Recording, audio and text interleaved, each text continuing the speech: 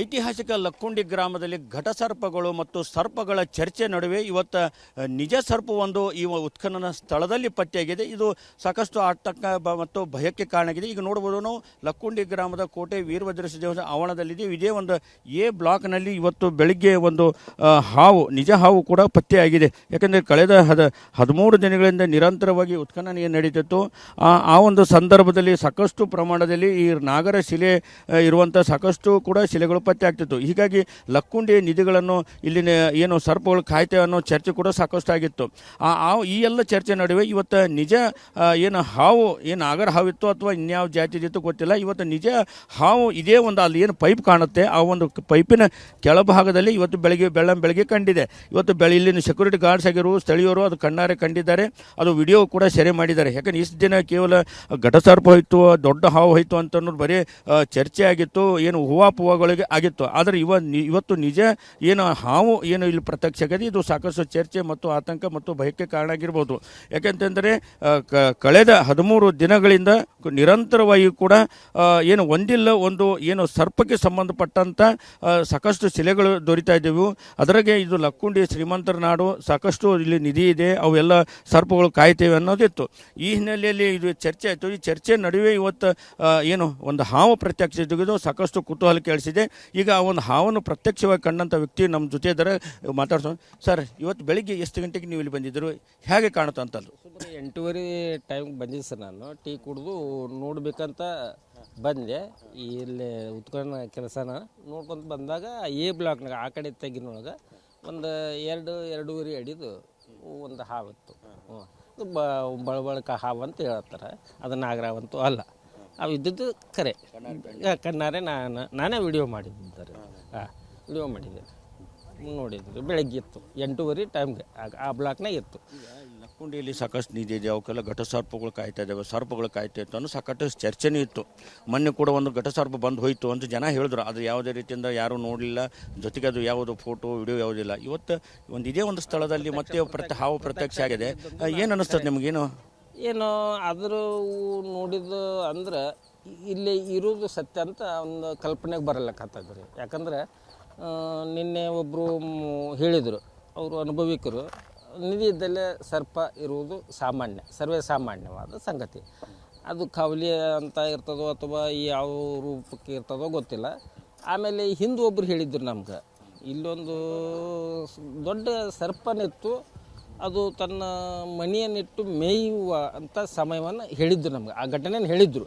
But ಇವತ್ತು ಅದು ಅವಕಾಶ ಬಂತಂದು ಹೇಳಿದ್ವಿ, ಆದರೆ ನಾವು ನೋಡಿಲ್ಲ. ಅವ್ರು ಹೇಳಿದ್ದನ್ನು ಕೇಳಿವ್ರಿ. ಮತ್ತೇನು ಆತಂಕ ಶುರು ಆಯಿತು ಅಥವಾ ಇಲ್ಲಿ ಏನು ಹಾವುಗಳು ಪ್ರತ್ಯಕ್ಷ ಆಗಿದ್ದು ಕಂಡಿದ್ರೆ ಇಲ್ಲಿ ಏನು ನಿಧಿ ಪಕ್ಕ ಇರ್ಬೋದು ಅನ್ನೋಂಥದ್ದು ನಿಮ್ಮ ಅನಿಸಿಕೆ? ಉತ್ಸುಕತೆ ಬಂತ್ರಿ, ಮತ್ತೆ ಸಿಗಬಹುದು ಅಂತ ಒಂದು ಉತ್ಸಾಹ ಬರ್ತ. ಆದಮೇಲೆ ಒಂದು ಕಲ್ಪನೆ ಮಾಡ್ಕೊಳಕ್ಕೆ ಅವಕಾಶ ಸಿಕ್ತು. ಕಲ್ಪನೆಗೆ ಹತ್ತಿರ ಅನ್ನಿಸ್ತಿದ್ದು ಇತ್ತು. ನಿಧಿ ಇರಲಿ ಅಥವಾ ಪ್ರಾಚ್ಯಾವಶೇಷಗಳು ಇಲ್ಲಿ ಸಿಗೋದಂತೂ ಪಕ್ಕ ಅಂತ ಅನಿಸ್ಲಿಕ್ಕತ್ತದ. ಪ್ರಾಚ್ಯಾವಶೇಷಗಳು ನಿರಂತರವಾಗಿ ದೊರೆತಾನೆ ಇದ್ದಾವೆ. ಜೊತೆಗೆ ಸಾಕಷ್ಟು ಇಲ್ಲಿ ಒಟ್ಟು 3 ನಾಗರ ಏನು ಚಿತ್ರ ಇಡುವಂಥ ಶಿಲೆಗಳು ಪತ್ತೆಗೆ. ಅದರಲ್ಲಿ ನಿನ್ನೆ 3 ಹೆಡೆ ಹೇಳುವಂಥದ್ದು ಒಂದು ನಾಗರ ಪತ್ತೆಯಾಗಿತ್ತು. ಅದರ ಬೆನ್ನಲ್ಲಿ ಇವತ್ತು ನಿಜ ಹಾವು ಪತ್ತೆ ಹಾವು ಇವತ್ತು ಪ್ರತ್ಯಕ್ಷ ಆಗ್ಯದ. ನಿನ್ನೆ ನಿಮ್ಮ ಶಿಲೆ ಹಾವು ಸಿಕ್ಕಿದ್ದು, ಇವತ್ತು ಪ್ರತ್ಯಕ್ಷ ಹಾವಂತೂ ಬಂದಿದ್ದು ಖರೆ. ನಾನು ನೋಡೀನಿ ಬೆಳಗ್ಗೆ 8:30ಗೆ ಬಂದು ನೋಡಿದಾಗ ಹಾವು ಎ ಬ್ಲಾಕ್ನೊಳಗೆ ಇತ್ತು. ನಿಧಿ ಪಕ್ಕ ಅಂತೀರಿ? ಅದು ಅನಿಸ್ತದ್ರಿ. ಖಚಿತವಾಗಿ ನಮ್ಗಾದ್ರೆ ಹೆಂಗೆ ಹೇಳಕ್ಕೆ ಬರ್ತೀರಿ, ಅದು ಹಾವು ಮಾತ್ರ ನಾಗರ ಹಾವು. ನಾಗರ ಹಾವು ಆಗಿದ್ರೆ ಖಚಿತ ಅನ್ನಿಸ್ತಿತ್ತು. ಬೇರೆ ಜಾತಿ ಒಂದು ಹಾವು. ಅದು ಹಾವು ಕಂಡದಕ್ಕೆ ನಿಮಗೇನು ಆತಂಕ ಭಯ ಏನು ಅನಿಸುತ್ತೋ ಅಥವಾ ಏನು? ಮತ್ತು ಉತ್ಸುಕತೆ ಬಂತು. ಇಲ್ಲಿ ಹಾವು ಎಲ್ಲರೂ ದಿನ ಕೆಲಸ ಮಾಡ್ತಾರೆ. ಈ ಕಡೆ ಇಲ್ಲಿ ಎಲ್ಲಾರು ಬಂದಿದ್ರೆ ಬರ್ಬೋದು, ಕಾಮಣ್ಣಾಗಿ ಅನ್ಬೋದಿತ್ತು. ಆ ತಗ್ಗಿನಾಗ ಬಂದೈತೆ ಅದು. ಆ ಬ್ಲಾಕ್ನೊಳಗೆ ಬಂತು. ಅಲ್ಲಿ ಯಾಕೆ ಬಂತು ಅಂತ ನಮಗೂ ಒಂದು ಆಶ್ಚರ್ಯ. ಒಂದು ಅಲ್ಲೇ ಇರ್ಬೋದಾ? ಇರ್ಬೋದು ಅನ್ಸುತ್ತೆ ರೀ. ಮತ್ತೆ ಇರ್ಬೋದು ಅಂತ ನಮ್ಗೆ ಊಹೆ